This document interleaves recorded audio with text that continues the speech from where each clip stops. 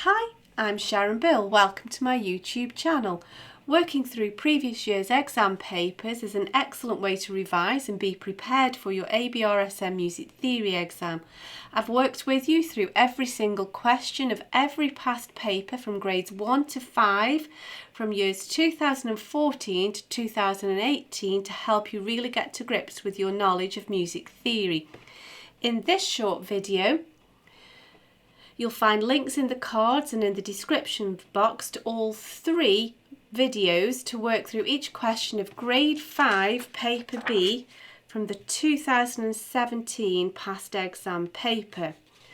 Grade 5 draws on all of the new information in the Music Theory and Practice workbook in addition to the information covered in the previous grades. If you click on the link to the playlist in the description box, you'll find videos where I work with you step by step through each question in the workbooks. As an additional help, if you go to my website, you can download some free PDF information sheets to accompany each step in this series.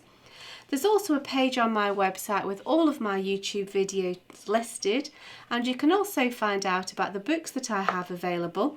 I've written an exam technique guide, how to take your ABRSM Music Theory exam.